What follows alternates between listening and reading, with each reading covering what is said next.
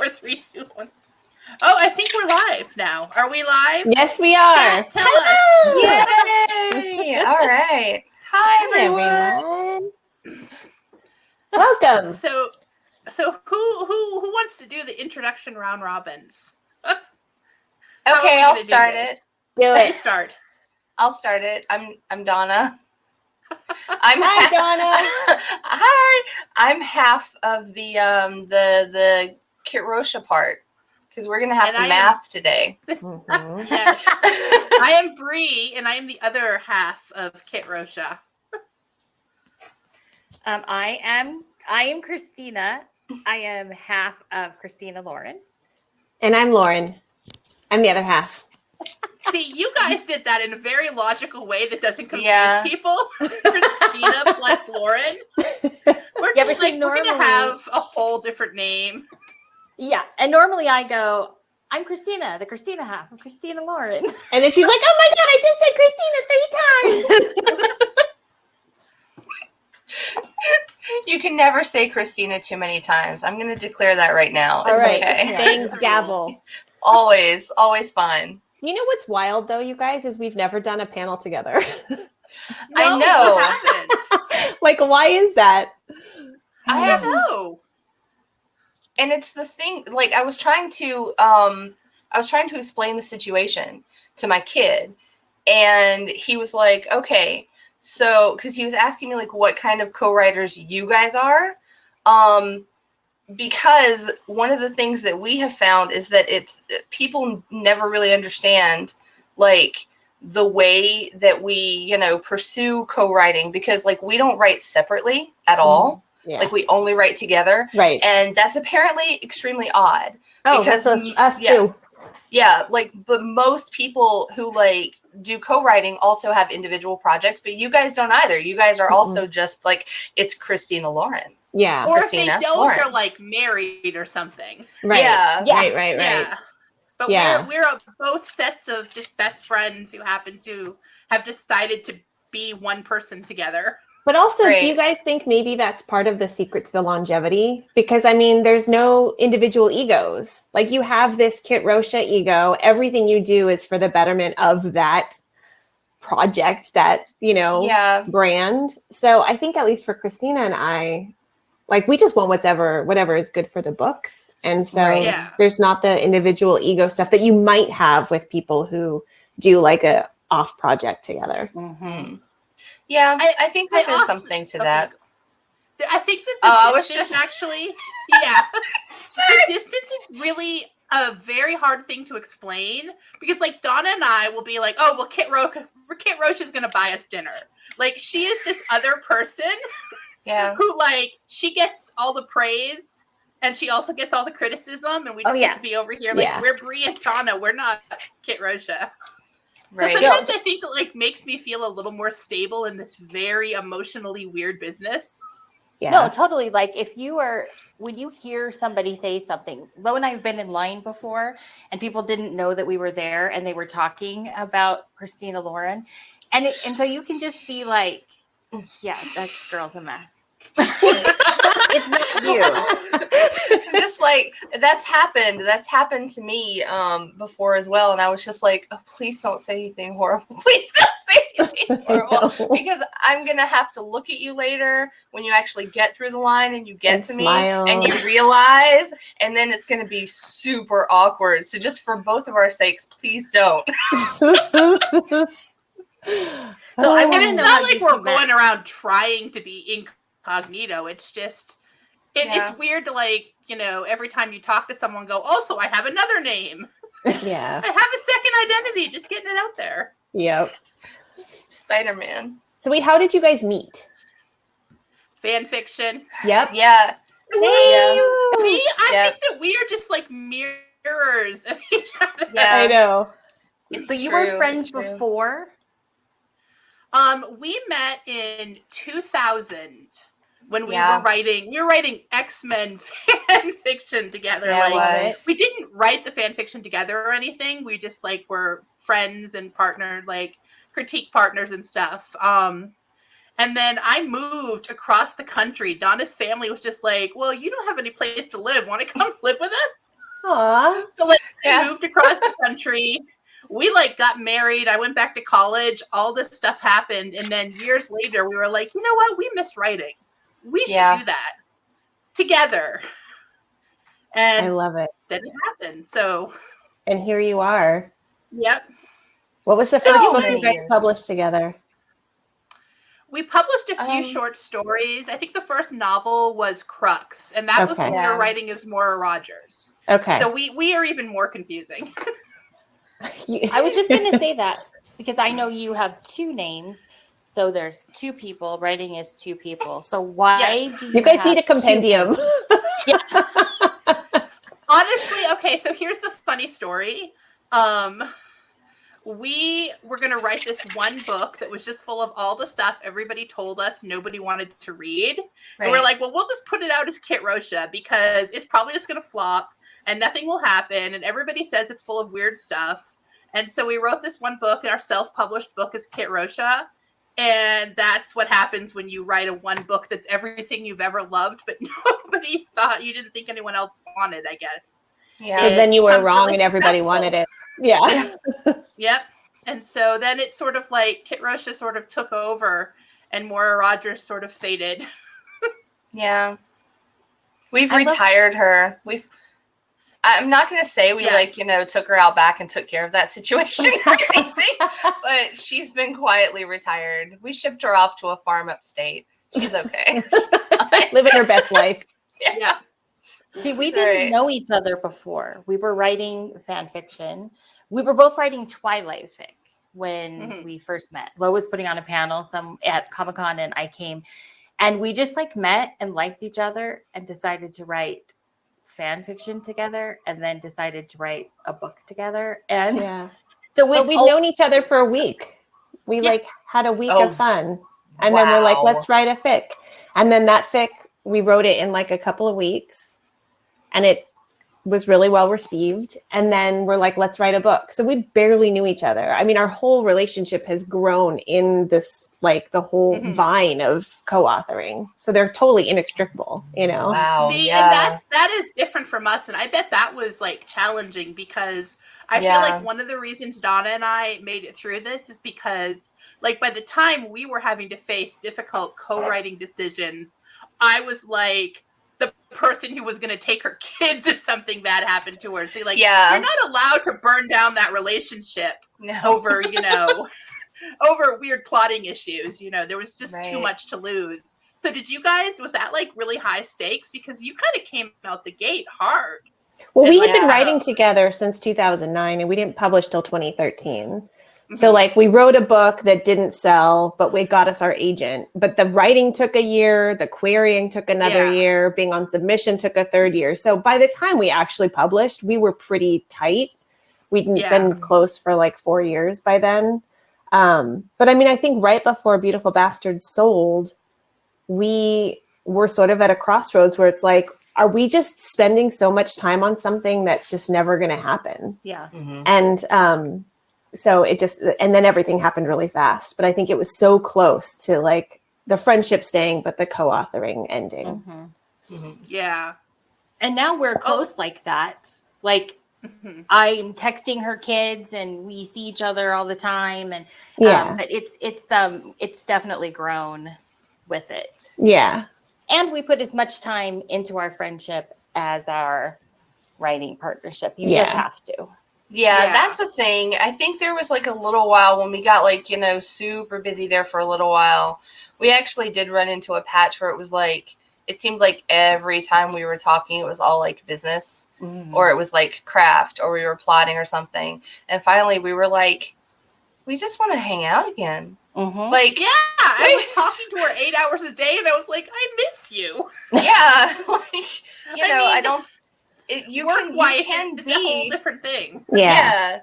Like you can be constantly communicating with somebody, but you're not communicating about like, friend things. You're not actually like talking about,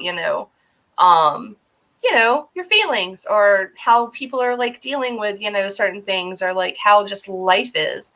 And you absolutely cannot like lose sight of that. And I think that that's also part of like the longevity. I'm waving a back scratcher around, sorry. It's also part of the longevity issue, because I feel like a lot of co-writing partnerships, when they're like, hey, we should like write something together, even if they make it through like the difficulties that come when you have like disagreements or when you're not on the same page about something, you know, I think that they sort of at some point are like, we don't want to do this anymore because we want to be friends, and like we stopped being friends, you know? So you have to work through that. And I don't think everybody can, because it is like, there has to be like a huge amount of division. And I think that's really where our like Kit Rocha as a third person kind of thing came from, because we had to separate her out because we were like,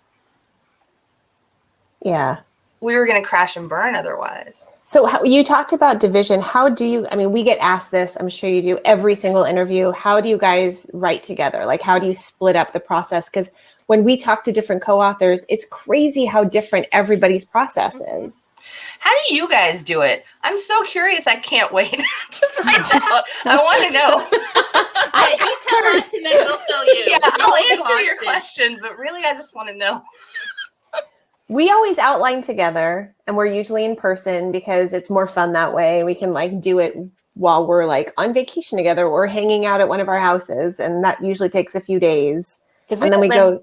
She's in California and I'm in Utah. Yeah. So then we go to separate places, our houses, and then we draft. So we usually alternate chapters, whether it's alternating point of view or just every other chapter, or like lately we just, you know, she'll finish something and be like, all right, what's next? And she just jumps right in. But it usually ends up being drafting pretty 50-50, and then we edit together, and But you guys have complicated books. That's way different from ours. So like we split characters up. And then we write in Google Docs around each other. Like at the same time. Simultaneously, typing, which is, let me tell you, a hardcore trust exercise. Yeah. Because someone's going to see you write 3 words, delete 2, write 7 more, delete 1, spell everything wrong. I would have performance anxiety. I couldn't do it. Wow. Well, you know, sometimes, we do like say, go away. So I can do this. I can't do this if you're watching me. Yeah. Wow, that's wild. So is one of you like faster, or like do you kind of write about the same speed, or like, I don't even know how that would work. It's like if you're just sitting in there watching somebody like writing the right thing first.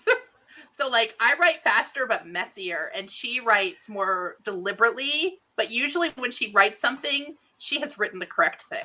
Okay. I have to just she might disagree. That's my no. I think that I don't think you necessarily write messier. I just think that I have a harder time actually like getting the words out, because I do need to have them be as right as possible. I'm trying. I'm working on it. I'm working on letting go of that a little bit, and just, you know, putting something on the page that I can fix later, you know. I'm not great at that part. But dividing characters. So we have like absolute veto power over a particular character, their backstory, their motivations. We try and develop them like together, because, you know, otherwise it's kind of like a blind date. We have no idea if it would work, you know, if we don't like develop them together and give them, you know, complementary needs, and, you know, also contradictory needs, so that we can have a nice, you know, bit of conflict. But that can result in conflict between us too, because we get very protective and on the side of our characters. So when the character's in conflict, sometimes we kind of get You take that on a little catty. Yeah.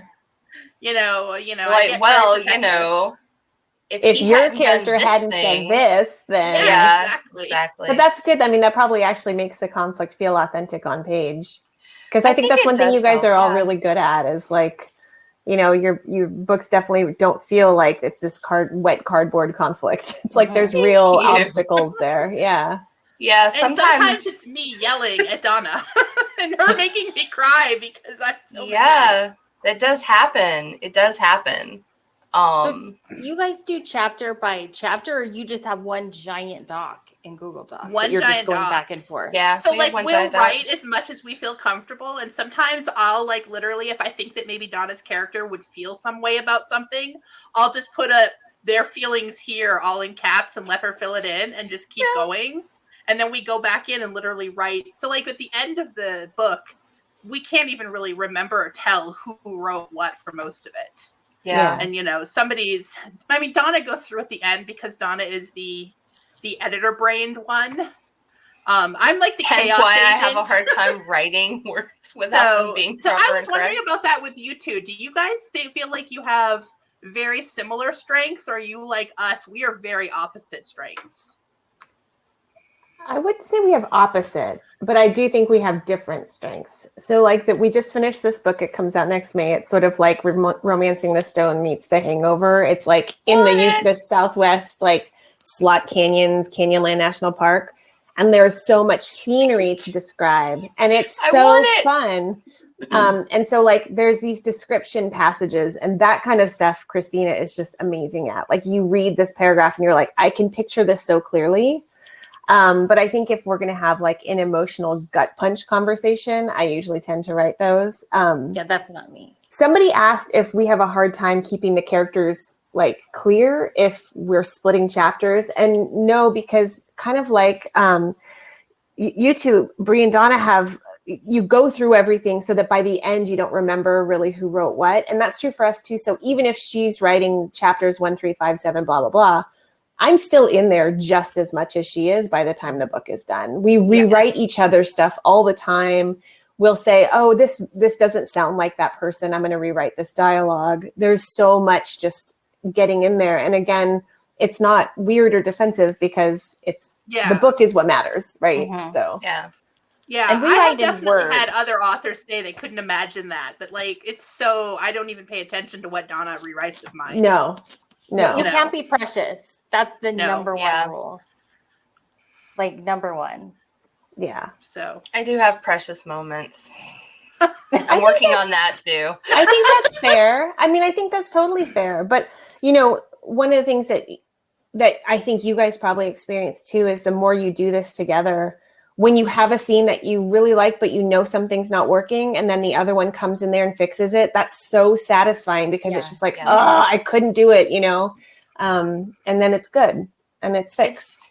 It's super useful when you're stuck or when you're unsure about something to have somebody who is like a built-in sounding board. Yeah. Like you don't actually have to go, run it by your crit partner or anything. It's somebody who not only is like good at, the craft and has like, worked on it and is kind of in the same place as you are, but is like equally invested that in is the material. Always what we say is having somebody who's in the same place, investment, in celebration, in being bummed out, and being stressed. Like you always have a person you can talk to who's in the exact same mental space you are with it. And if they're not, it's probably a good thing because they can pull you out of it, right? Yeah. The most dangerous thing I think about that is if we both death spiral. If something bad happens, that's when we're like, okay, we're going to go talk to different people. That's what our agent's for these days. Yeah. That's what We have we a do. rule that we can't both fall apart at the same time. Yeah. That's a good So it's rule. sort of like first come, first serve, right? Yeah. If she's having a crappy day and she's like, I'm freaking out, then it's like, even if I was too, I'm like, all right, put it away. We're going to figure this out. So it works. And I do have some precious moments because Lo is very fast and she's very good. And I am very slow and like a sculptor. And so sometimes I always joke that it's like penis envy, but with words.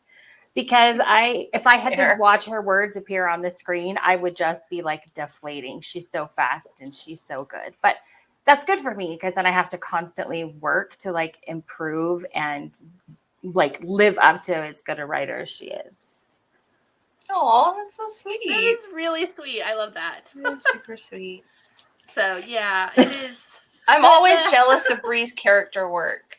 Oh, Bree has like whenever somebody is talking about like one of our characters who is just like absolutely one of those things where it's like the voice test. When you can have like one line of unattributed dialogue and you know exactly in a moment like who said it. Yeah. Bree always passes the voice test. And I'm awesome. so hit or miss about it. But she's like, she always has like the characters who are just the ones that people are immediately like, that's like a person. Mm-hmm. If I walked into a room and that person was standing there, I wouldn't even be shocked because that's a real person. Yeah. And I don't have that. Well, I would wager I think that you are both subtle, do. Donna. That's I would the wager thing. that you both do, just as a reader. I mean, I've read most of your books, I think. I started with the Beyond series. And I feel like, you know, for anyone, and this is actually a question for you guys too, but for me, for anyone coming into your books, that's such a great place to start because you have such larger than life characters there that really just come off the page and you feel like you could predict how they would react to different things that are happening. So yeah, I think you probably both have that strength. But what would you guys say is a good entry point for your books to a new reader? I think Beyond is good if you can handle the sexy content. Listen, that sexy content is so good. It's so good. It's a little much for some folks. The bisexual orgy parties, then Beyond is great. I think it is my bisexual love army sticker. Army. I love that you guys have a thing on your website that actually is for bisexual characters, like a listing of them. Mm-hmm. Yeah, it's pretty much everybody. Which is great. I think this page actually, people were asking about. People come to us a lot and ask for like bisexual heroines. And so I did like a huge Twitter thing, like, please recommend your books, you wrote them, and we put them all on the page. So like we have, and there's a lot of them in romance and more, which and is in real awesome. life. Yes. Represent. Yes. I've got my proud shirt on today. So yeah, I think Beyond is good. And I think that if you're not sure you're ready for the sexy times, then Mercenary Librarians is like a good action adventure, but still banging and thunderstorms. I mean, there's always I don't know, this third book is shaping up to be kind of raunchy.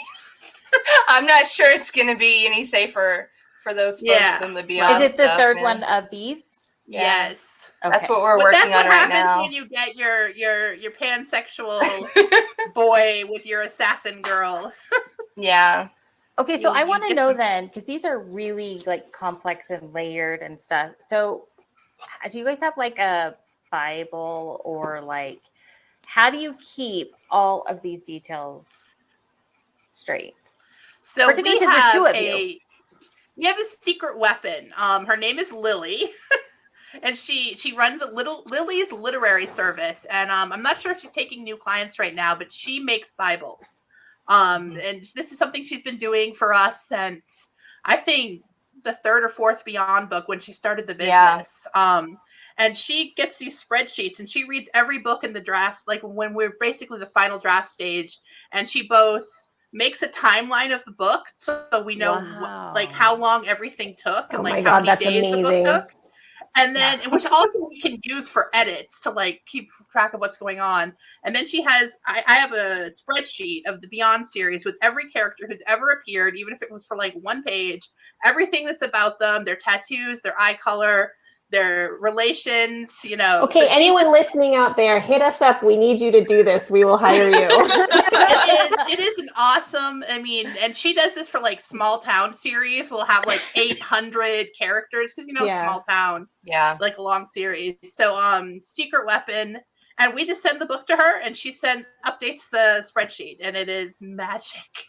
Yeah, we do. Awesome. So then, you know, we have like, we were doing like just like Google Slides, but we've started we're actually getting into using a program called Notion to organize like notes and, you know, have everything, because we really need to have like a collaborative space where, you know, any notes that we've made about a character, even though I'm terrible at it, like sometimes Bree has to like post screenshots sometimes of like, I'll have like character dossier, like documents in the thing. And we'll be like 4 books into a series. And literally the only thing I have is a picture and a name. Yeah. That's it. Yeah. Like that's all I've written down because I keep it all in my head. And so I actually have to like get it down on the paper because that's another thing I think that people don't really realize is like a challenge or a difficulty when you're co-writing. Even if they are like writers themselves and they're really familiar with like the creative process, I don't think most people realize how much of like the backstory and the development and everything is just in your head and doesn't actually make it onto the page. Oh yeah. And so that's really tricky when there's a whole other person who has to like also work with this. Mm-hmm. And so we just have to like talk about stuff, because if I have to make notes that she has to rely on, it just isn't going to happen. I'm really bad at it. But if we just like talk about the character, it's just when like you're on the same page. Yeah. Yeah. We just have to make sure that like we both know what's going on and everything. And it's just, there's no shortcut. There's no end run around that. There's no substitution for just like talking it out. Yeah. Just the entire thing. Whether it's like a character backstory or like the plot arc, or, you know, I mean, we've changed plot arcs like in the middle of stuff because we've sat there and we're like talking it out and we're like, oh, this doesn't work. Like, this doesn't work. What are we going to do? You don't know that till you've written it. Yeah. Right. Yeah. Until you've tried to set it up and you can't because it's the wrong thing. And then it's like, okay, pause, regroup, move forward. Yeah. You can't like, again, one of those can't spiral with that. You just have to keep moving. Mm-hmm. Did the pandemic change how you guys do it? A little because for bit. us, we feel like everybody sort of had to start working like we do, which is texting, FaceTime. We didn't know what Zoom was before, but you know. Yeah. I think, I mean, and like, here's the funny thing. You guys live states apart. We live 3 miles apart. Yeah. And we probably see each other in person to do stuff. I mean, we see each other, but we can't work in the same room because we just laugh at each other and then stop working. Yeah. We get too distracted. Even though we live 3 miles apart, we have done everything over the internet. I mean, we have our own Discord server that's just us where we just like talk all day. Basically. Yeah. I mean, oh my God, I'm so jealous that you guys are so close. I would love to be able to drive down the street to see Christina. Wow. Yeah, I hop over. I did the other night. We had to pack up like swag or something. Yeah, I did but I did like last week or something. We were like packing up the pre-order swag for The Devil You Know to send out to like the bookstores that are doing like pre-order incentives. And I went over. It was something like 9:30 at night. I just hopped over there. And one of my kids was texting Bree at like midnight going, do you know where my mom is? Because he was napping when she left and he texted me. He's like, he woke up and was like, do you have your mom? I was like, yes, I do have your mom. But it's amazing that instead of waking his father up and asking him, he just texted me. I mean, good instincts. That's true. So, but it is really nice to just be able to like, you know, hop over and hang out. And, you know, I wish that you guys had that because it is so nice. I mean, we used to see each other a lot more. I mean, there was a point where I think we saw each other every couple of weeks or something. Yeah. But then when everything shut down, I think we went like 7-8 months without seeing each other, which was the longest since we'd started doing this. I mean, we had things where she would come over and like leave things at the end of my walkway and we'd wave for a while, but at least we had that. So yeah. Wild. So I have to ask the number one question that we get asked. Do you fight? People really want us all fighting. Well, you know, I don't know if I want to call it fighting. No. It's definitely like sister fighting, you know? Like definitely that stuff where, you know, you have like arguments and disagreements and things with like, you know, family, but they never really last very long. Yeah. And they're never like fights, you know? I mean, at least not in my family. I don't know. Else's, but you know, we definitely like it, you know, I mean, especially when, you know, tensions are running high Like if you have like a deadline or there's some sort of, global pandemic going on, I mean, yeah, just, but I don't think argue. it's over the things people expect. Like, it's Yeah. not us standing on either side of a line like, we need to blow up this building. No, we need to go to a circus or whatever, like different plots. The number of people who expect us to fight over money is huge. Oh, yeah. Yeah. People are always like, they're always really invested in like us fighting over money. How do we figure out exactly who does what percent so that we... And I'm like, no, we just split everything 50-50. Yeah, I mean, it's like... I feel like if you're worried that the other person isn't pulling their weight, don't co-write. Right, exactly. Yeah. Don't do it then. Yeah. But we're like, nah, it's usually... I think the last time we actually had an argument about something, though, was honestly when we were... I don't know. That's a big spread. There was a character death that was happening in a book, and Bree was fighting it. And I was like... it has to happen. 3 days over that one, and I did not want to do it. And then I went back to book 1, and it was in the Beyond series. It's the person who dies in the 9th book. Yeah. And I did not want to do it. And then I went back to the first book and read that I'd basically foreshadowed it, and I had been the one that did it, and I was like... And it wasn't like... I didn't want to do it either. It wasn't like I was like, let's kill that dude. Yeah. I mean, I was like really torn up about it. But there comes a point where you have to, again, it's like, you got to go to bat for the book. Yeah. Yeah. So, I don't know. I think most of our tension really comes from the fact that I think that we think about writing and like the way we process it and do things is very different. Our brains work differently. Donna thinks about, like, she wants to propose a plot. She will sit there and she will map it all out in her head, like she's got that math vision from like a TV show, and then the Terminator heads-up display with a fully thought out idea. And I'm more like, I have thought this through for literally half a second, and I'm going to blurt it out to you. Now I haven't thought it out. I don't understand the implications. Let's play with it. Yeah. And she'll be like, did you just propose this idea you didn't think about at all? I do not understand. Why do you want to do this? And I'll be like, why are you attacking me? Yeah, I'm like, okay, tell me what's next. And she's like, I don't know. Why don't you want to participate? So, like, that's the stuff that we get into tension over. Really little, silly things that are just, But very fundamental things. Just that, we just... Usually more during a pandemic, because it turns out being stressed is hard. Yeah. Yeah. Turns out. It's very rough. Do you guys fight? I'm going to ask. We say, like, in the same way that you argue with your spouse. And it's usually just if someone's like, when we're stressed, like you said, deadline, something in the world, in our family or whatever is bugging us, and then we sort of like maybe bring it here. It's never about the book. It's never anything big, I think our tempers are also really complementary, because I'm really fast to anger, but I'm very fast to diffuse too. And it takes Christina forever to get mad.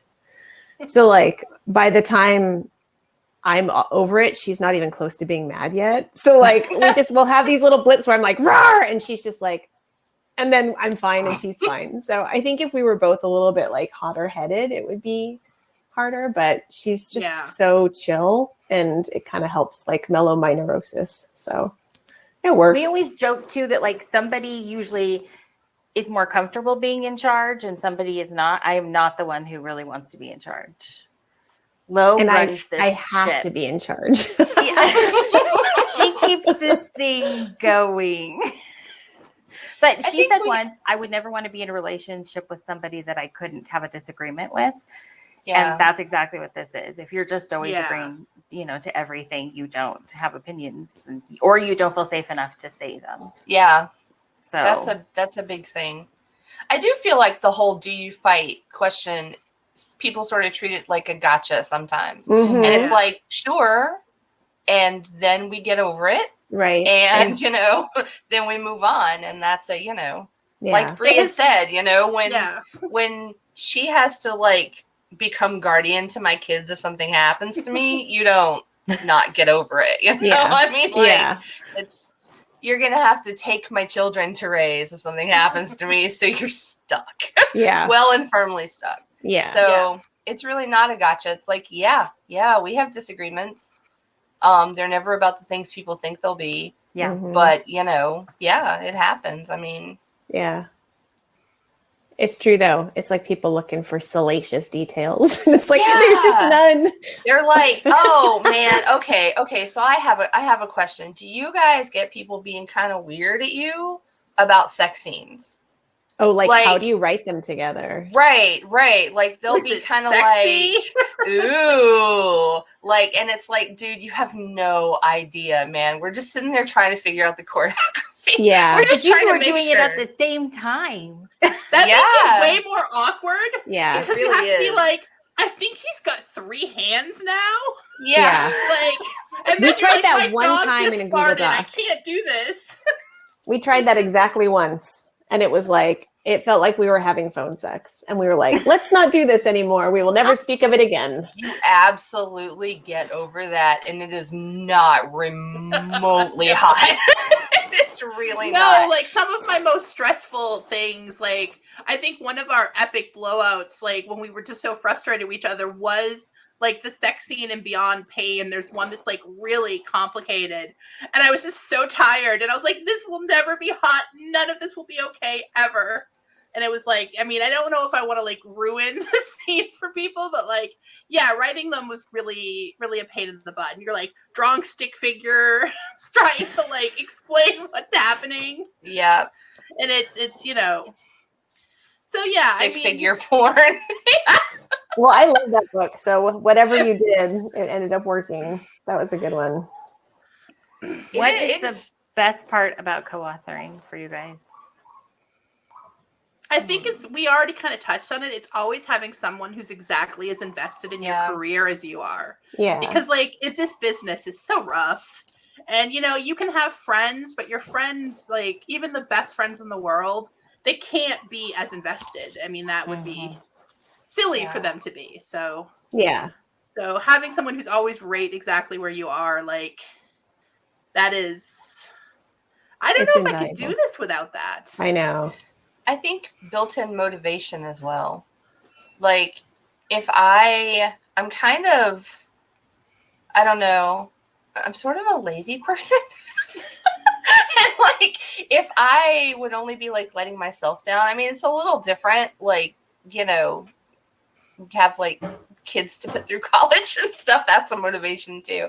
But day to day, like in the, you know, micro, I'm just kind of like, I'd be like, I don't know, maybe I want to go watch TV instead. But if I'm not just kind of, you know, letting myself down, it's a useful, you know, carrot at the end of a stick. It's like, oh no, I've got to do this because otherwise I'll be letting Bree down too. So, you know, but that's me. And I wouldn't exactly say, folks who are listening, that that's a really healthy way to approach it. It gets awkward during a pandemic when you've both had COVID and you're both like staggering to your computer like, no. Let friend down. Oh no. I mean, last year was rough on us, and you know, so that was one of those things, like constantly. I mean, I guess I would say it's the strength, and the downside is like I don't want to disappoint Donna. And like I will work way harder and overwork myself to like not disappoint, or like, and not that she would be disappointed, but you know, like the internal pressure. Yeah. I'm over here waiting for you to tell me it's time to take a nap. I mean, like, it's funny because Christina and I have each had years that were hard, right? So like 2016 was really hard for her. And then 2019 was really hard for me. But like, you don't, and part of what makes it harder is not wanting to let what's outside the career affect the writing. And it does. That's just the nature of being in a creative field where you have to like come up with things from your head. And if your head is full of like stress webs, like it's harder to write. And so it is something that we've had to negotiate over time. It's like, how do you feel like you're pulling your weight when everything else is like falling apart or stressful or horrible? And it's tricky. It's tricky. How do you guys manage vacation stuff? Like if you want to take time off. Do you take time off? Yeah, kind of. I mean, we make sure that it's not happening during like a really tense deadline or something if we can. And then like otherwise it's just, I'm not going to be like even like right now, Donna's got to deal with, her kids are starting a new school.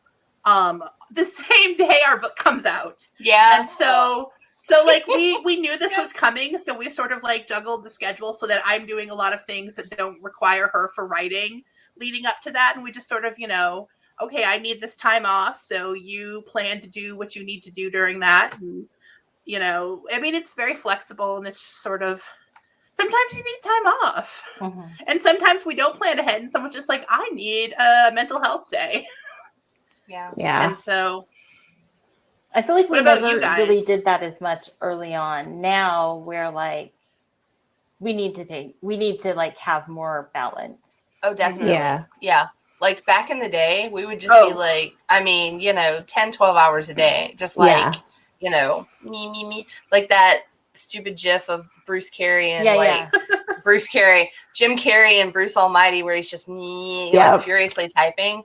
But I mean, I'm getting old. And that's, I mean, I'm not as young as, it's been we've been doing this since 2008. Yeah. So, I mean, and we spent the first 5 or 6 years running hard. Yeah. You got to hustle it first to really get that backlist up, especially in romance where the readers are super voracious and they just tear through stuff. I'm sure it's true for you too. You'll put out a book and later that afternoon, people are like, when's your next book out? And you're just like, it's like, it's like the biggest honor and also terrifying. Yeah. Like, I am so glad that my book just like tore you away for like, you couldn't put it down. And also, oh my God, I can't write that fast. No. Also, I'm trying my best. Well, in the beginning years, oh, sorry. Oh, no, what? I was just going to say, initially you have like, you're picking the low hanging fruit, all those ideas that have been like bubbling around for years and years. And so, or that you've never done before. But I mean, when you have as many books as you guys do and we do, you've kind of hit every character archetype and trope and like situation that seems really obvious. So you have to dig deeper to get those books that like feel new and fresh for your voice. I feel like there's a thing that people don't really necessarily like think about or acknowledge much, which is that when you're new and you're writing, it's easier in a way because it's more facile. It's like you're getting the surface stuff. You haven't really sort of like developed as a writer to the point where you can really like dig in there and like really tease out all that stuff.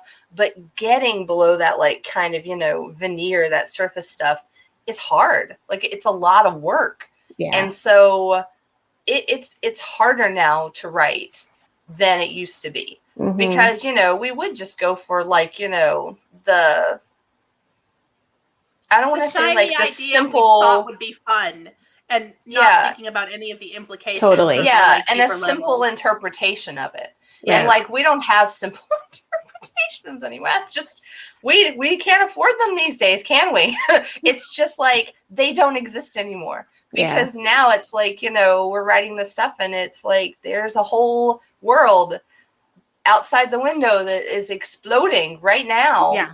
And, we have to take that into account. And it has definitely changed how I like, look at certain things and how much I really want to dig into certain things. Yeah. And that's one of the things that we're doing in this series, in the Mercenary Librarian series, is that we wanted to get into what does it mean to be a community organizer? What does it mean to be a community? What is that? Because I feel like in a lot of ways, we have built a lot of those communities like online in and out of like, romance, and outside they're sort of like being torn apart, either by neglect, removed funding, I mean, like there are just so many things, crumbling infrastructure, we don't have communities the same way that we used to. And some of that is good because some of those communities are bad. And a lot of it is just, not good. So we're building communities in different ways. And we really wanted to get into like, what does it mean when you're building a community that literally someone is trying to destroy at this particular time right here? How do you react to that? How do you respond to it? How do you protect it? And that's not a simple idea. Mm-mm. And it's not an easy idea. And I think that in a lot of ways, Bree and I are sort of confronting that, IRL right now, is that the work never stops. Mm-hmm. I mean, if you want to have a nice pat trilogy where, you have effected the overthrow of an oppressive, regime, okay, but, also the work never stops. That's big. That's hard. Yeah. That's the thing, It's daunting. Yeah. And So the more experience you get, the more you can tell that you're not as good as you. Like when you're a new writer, you're like, this is amazing. Yeah. And when you're 10 years in, you're like, oh my God, everything about this is terrible. Yeah. Yeah. Or this sounds exactly like the book we just wrote, or we have to, how do we do it differently this time? Or better. I think that's what or better. This is what we always struggle with, is like, how do we make this sound like Christina Lauren, but like a Christina Lauren you haven't read before? And when you have, 29 books, that's really hard. Yeah. It's not easy. So, well, anyway. I'm sorry, I brought everyone down. Oh my God, no. Sorry, So guys. everybody, you probably hear all the time people want to write with their friends. Mm-hmm. Like everybody says that to us. So what is the advice you would give someone that wants to co-write?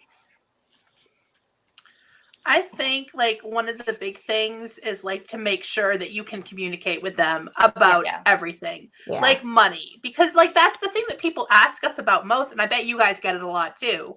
Like that is and it's such a huge concern in their minds, and like such a nothing in mine.